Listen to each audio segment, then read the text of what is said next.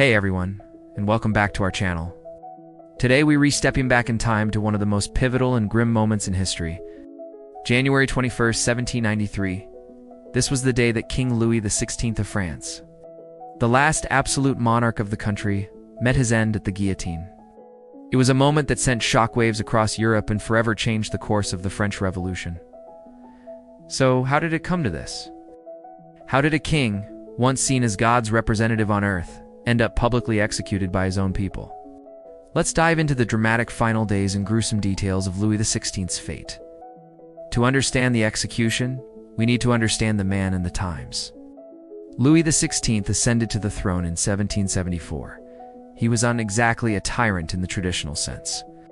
In fact, many historians describe him as well-meaning, but tragically indecisive and out of touch with the struggles of his people.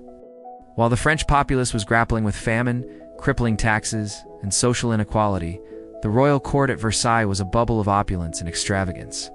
The famous, though likely misattributed, quote, "Let them eat cake" perfectly captures the perceived disconnect between the monarchy and the starving masses. The French Revolution didn't just happen overnight. Years of financial crisis, fueled by costly wars like the American Revolution and an unjust tax system, created a perfect storm of discontent. The Estates General was convened in 1789 for the first time in over 170 years, but it only highlighted the deep divisions in French society. The Third Estate, representing the common people, broke away, declared itself the National Assembly, and took the famous tennis court oath, vowing to write a new constitution. The storming of the Bastille on July 14, 1789, was the spark that lit the flame of revolution. For a while, it seemed like a constitutional monarchy might be possible. Louis was forced to accept a new role with limited powers, but his heart was never in it. The royal family's infamous flight to Varennes in June 1791 was the turning point. Their attempt to flee France and rally foreign support against the revolution was seen as the ultimate betrayal. When they were captured and brought back to Paris, any remaining trust was shattered. From that moment on, the king was essentially a prisoner in his own capital. The calls for a republic and for the king to be held accountable grew louder and more radical.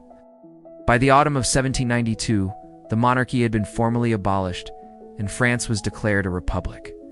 The question now was what to do with citizen Louis Capet, as he was now called, stripping him of his royal titles and reducing him to his family name.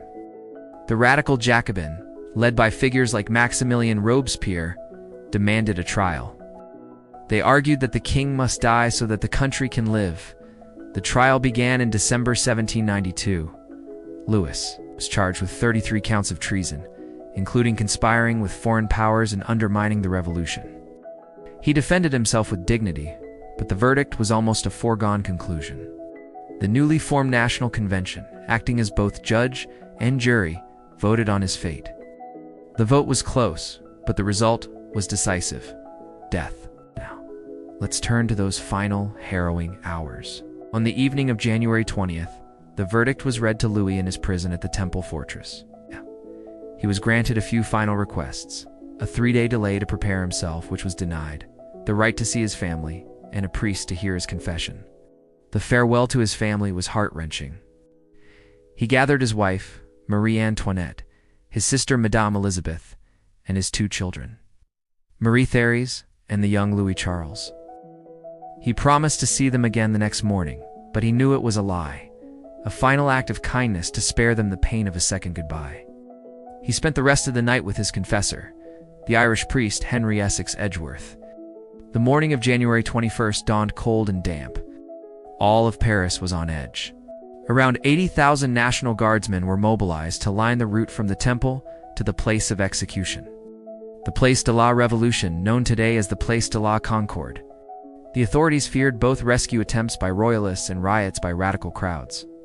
At around 9 a.m., Louis was escorted from his cell. He handed his wedding ring and a personal seal to a guard, asking for them to be given to his family. He boarded a closed carriage for the slow 2-hour journey through the silent, heavily guarded streets of his former capital. The carriage arrived at the Place de la Révolution shortly after 10 a.m. A massive crowd had gathered. Held back by the soldiers, in the center of the square stood the grim star of the show, the guillotine, Its blade glistened in the winter light. This relatively new invention was promoted as a humane and efficient method of execution, a symbol of revolutionary equality in death. For Louis, it was the instrument of his ultimate humiliation. What happened next is a matter of intense historical record. Louis stepped out of the carriage, appearing calm and composed. The executioners approached to bind his hands. He initially refused, exclaiming, "I will not permit it." But his confessor, Father Edgeworth, gently persuaded him, saying, "Sire, in this new outrage I see only a last resemblance between your majesty and the God who is about to be your reward." Louis relented, allowing his hands to be tied behind his back. They then cut his hair to clear his neck for the blade. He walked firmly up the wooden steps of the scaffold. Reaching the top, he suddenly broke free from his guards, strode to the edge of the platform to face the crowd, and tried to address his people one last time. His voice rang out across the square. He began, "I die innocent of all the crimes laid to my charge. I pardon those who have occasioned my death. And I pray to God that the blood you are about to shed may never be visited upon France." But his final words were cut short. The commander of the National Guard, a man named Antoine Joseph Santerre, ordered a drum roll to drown out the king's voice. The executioners seized Louis and quickly strapped him to the plank of the guillotine. The lunette, the wooden stock, was closed around his neck. At 10:22 a.m., the executioner, Charles-Henri Sanson, pulled the cord. The heavy blade fell. The aftermath was just as shocking as the event itself. One of the executioner's assistants grabbed the severed head by the hair and held it up for the crowd to see. According to reports, a few moments of stunned silence were followed by a massive cry from the thousands gathered, "Vive la République! Long live the Republic!"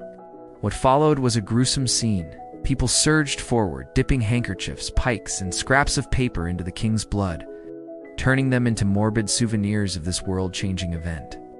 It was a bizarre, almost ritualistic moment, symbolizing the final and total destruction of the old monarchy. The execution of Louis XVI was a point of no return for the French Revolution. It horrified the monarchies of Europe, leading to the formation of the First Coalition and plunging France into wars that would last for decades. Domestically, it intensified the political divisions. For the revolutionaries, it was a necessary act to secure the Republic. For royalists and many abroad, it was the murder of a rightful king, an unforgivable act of regicide.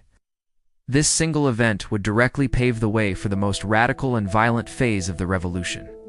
The Reign of Terror, where the guillotine would work relentlessly, claiming thousands more lives, including that of Marie Antoinette, just 9 months later. So, January 21st stands as a stark reminder of how political and social tides can turn with brutal finality. The story of Louis XVI is a tragedy on multiple levels: the tragedy of a nation in turmoil, and the personal tragedy of a man ill-suited for the crown he wore, who paid the ultimate price for the sins of a system that was crumbling around him. His final words, though drowned out by drums, echo through history, a haunting epitaph to the end of an era. What do you think? Was the execution of Louis XVI a necessary step for the birth of the Republic, or was it a brutal act that stained the revolution's ideals? Let me know your thoughts in the comments below. Thanks so much for watching, and if you found this deep dive into history interesting, be sure to like, subscribe, and hit that notification bell for more. We'll see you in the next video.